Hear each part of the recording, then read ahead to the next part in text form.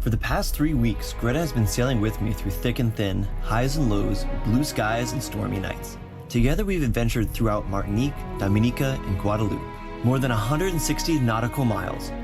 But what's more impressive is how she'd never sailed before in her life, starting out from zero, and at least in my book, became a hero. Learning and growing so much in such a short period of time. And now we're going to share that key knowledge with you. This trip has been the adventure of a lifetime for me. It's been much more fun than I thought it would be, and it also has been much more challenging than I thought it would be, and extremely grateful for the extended knowledge that I have now on sailing, and also what I got to learn about myself through the process. And this is why I wanted to share with you my top 10 tips to get prepared for a sailing trip. And I'll be adding in my perspective towards the end, just so you get an idea of where a captain comes from the other side. Let's dive in.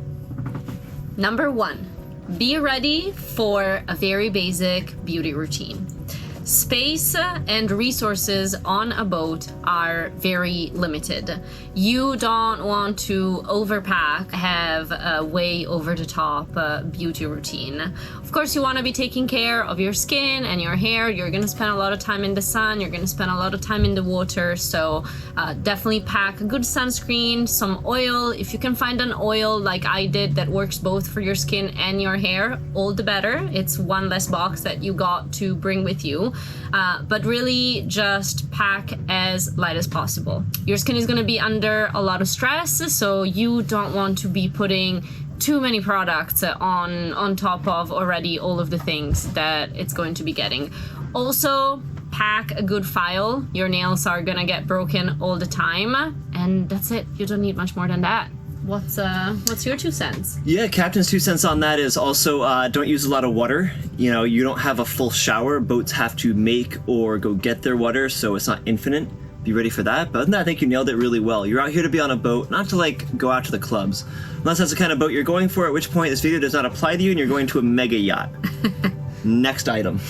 Next item, number 2. Pack below your normal minimal. Similarly to your beauty routine, you really don't need many things to come on a sailing trip. Pack a couple of bikinis, maybe lightweight wetsuit, depending on the climate you're going to. You want a long sleeve to keep you covered and sheltered from the sun, and a pair of lightweight pants, couple shorts, couple of t-shirts, and you're good to go. It should be able to fit into a carry-on. Yes. Like, if you can't put it in overhead storage on a standard airplane, it should not be coming on the boat. I've had people come with like 3 suitcases. Ain't necessary. Also, just ask the captain, be like, hey man, do I need this or do I need that? And if they don't say you need it, then don't bring it. And the last thing I'd say on that is most boats, if it's a cruising boat like mine, we have everything on board that you also might need. If you needed a hoodie or something like that or something warm, I'm just gonna give you that. True that. Most things Daniel provided that I didn't have, from extra towels to raincoats, which are really not easy to pack in your luggage. He's got everything. Every boat should have a raincoat. It's called foul weather gear. Should be pretty good. Yep. Number 3, train your upper body strength. Right? So life on a boat is going to be much more physically challenging than you probably think. If you want to be a bit more helpful and if you really want to get the full experience of what sailing a boat entails, you're going to need to pull on a bunch of things. Yeah, just use a lot of your upper body strength. I train quite frequently and I still felt as weak as I've ever felt in my life. So I really suggest to, maybe put some extra effort into training your biceps, your shoulders, your back muscles, and it's also gonna help you. Your grip strength as well. Your grip strength, super important one. Yeah, or bring gloves to protect your hands. I'd really recommend the row machine at a gym. That's a great one to help you learn to start pulling on things. And it's easy to look at a guy and be like, oh, he just has big arms. But if you look at an intelligent sailor, any intelligent athlete, you're using all the muscles correctly. And there's usually a way to put your feet onto something and get a full motion out of it. So I think the row machine is great. Doing push-ups is hard to beat. Doing curls. Do curls for the girls, but, do them for sailing. And you know, if your upper body looks bigger, your waist is gonna look smaller. And I think there's this misconception that if girls train way too hard, their upper body, they're just gonna look buff. That is a myth we need to debunk. It's actually gonna make you look smaller. It's like the myth of guys that don't want to train too much, they look like a bodybuilder. Don't worry, you won't. Trust me, I've tried. Yep. Moving on. Number 4, timely, mindful communication. Think before you speak. Thank you, Daniel. Space on a boat, once again, we're gonna keep saying this, is super limited. You are going to spend a lot of time in close quarters, and you're also gonna be put under a lot of different stressful situations. Tensions are gonna run high, and words can fly. So take a deep breath, in through your nose, out through the mouth. It's a very deep breath. Doesn't need to be as deep as this, but you know, the longest the better. And just try to be mindful of how you communicate, what you're trying to communicate. Be proactive about trying to find a solution to what is frustrating you.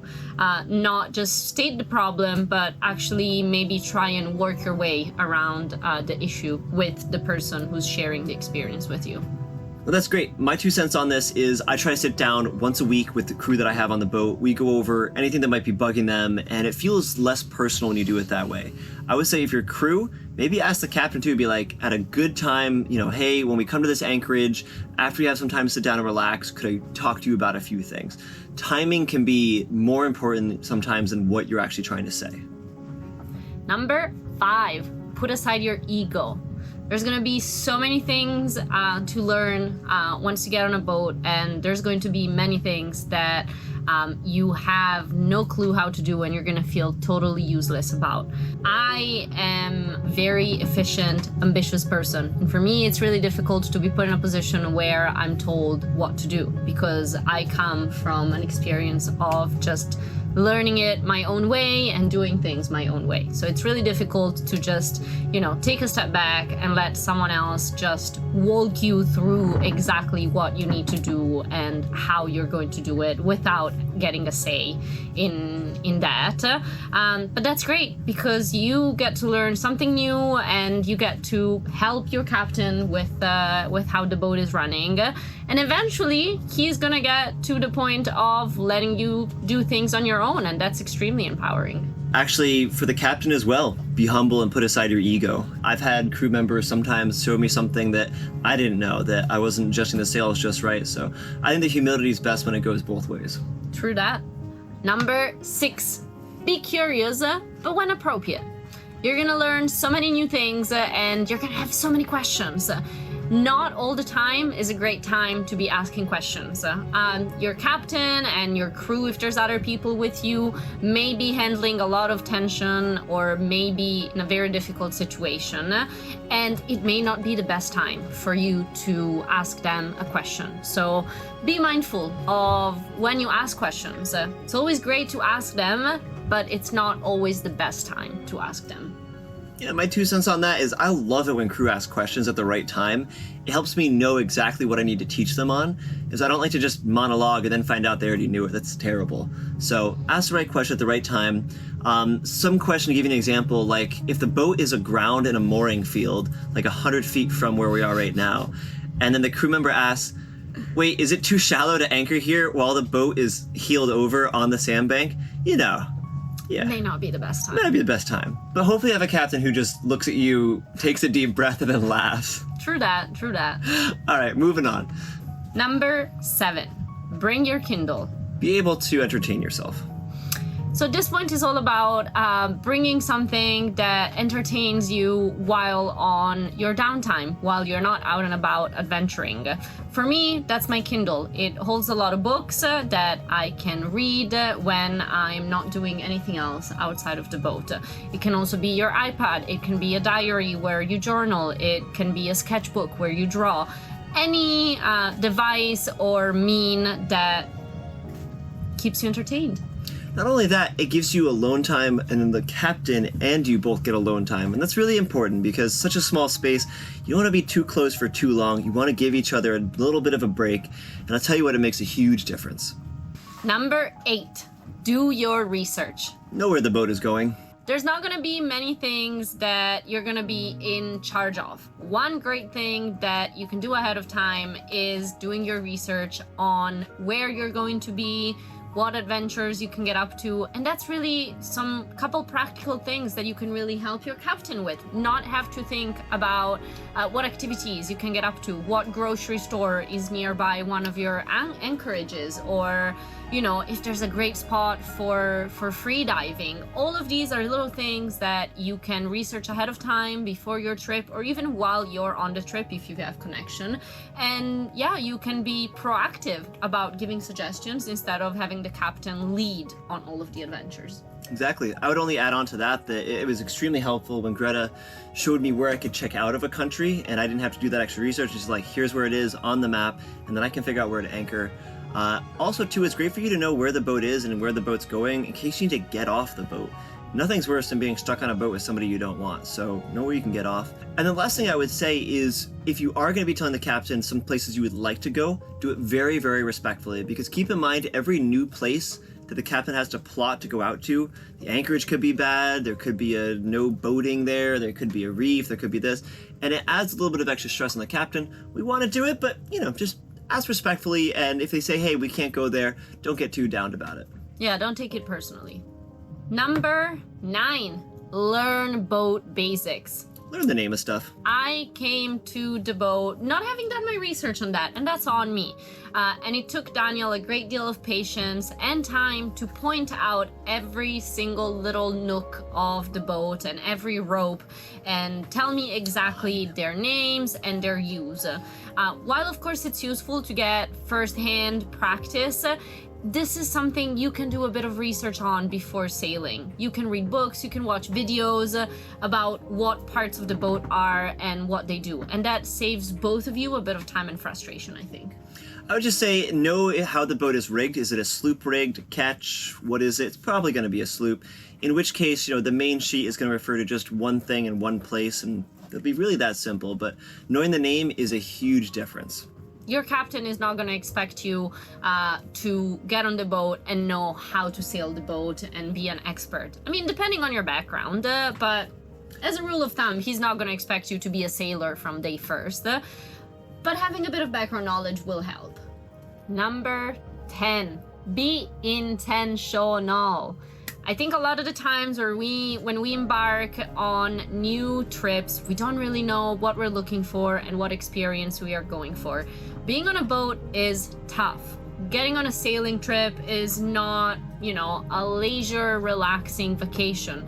Know what you're getting into and be prepared for what you're gonna get into. Don't come here thinking that, you know, you're just gonna go on a leisurely adventure at sea. Know what you want to get out of the boat and out of yourself, and don't expect your crew and captain to figure that out on your behalf. If your ship doesn't know which way it's going, no wind is favorable. Don't just blow with the wind, take the helm. Take the helm.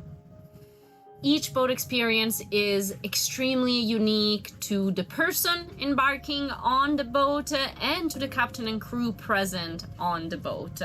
Do keep into consideration that I live full-time on this sailboat, and I generally do things that are a bit more rugged, a bit more extreme than most other sailors do. We really didn't focus on this trip on like going out to any nightlife or anything like that. It was really more about nature and being in these remote, secluded, beautiful areas. So if you can survive this, you can sort of survive anything. It definitely gets harder than this for sure, but we had some very rough sails and you did a great job. You've come a long way since we first started. No, it's true, you really have. You now know what the main sheet is, and you now know that if the boat is sitting on the bottom, that's too shallow to anchor. Definitely too shallow to anchor. Big things to know there. No, it really has been great. And today, as I was coming up with, you know, what I wanted to talk about for this video and everything, I realized Greta has learned so much, and to be able to share her top 10 is just a great way for anybody else who wants to follow in her wake and join a sailboat and get out there on the adventure. I really hope these tips are useful to you and you take them as the last little push you need to get out there, go on an adventure, and really experience the uniqueness of sailing life. It's completely worth it, and you'll have the time of your life. You will. Okay, so just take a deep breath. Sorry. Let's do it again. Moving on. You are learning a bunch of different things and sort of getting. Let's restart this one. Yeah. I'm going nowhere. Sorry. Like e ooh Yeah. ooh. Sorry. It's all right. Okay. Okay. So I do it.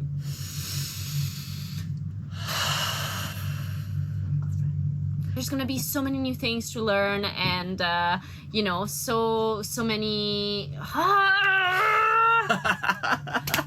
Why? This is so easy. Number 6, be curious. When appropriate. No. To spend your downtime time, which may be a lot on the boat. Sorry. I'm sorry. I did my best, but it just didn't. Look at the bright side. Getting plenty of outtakes for. All right.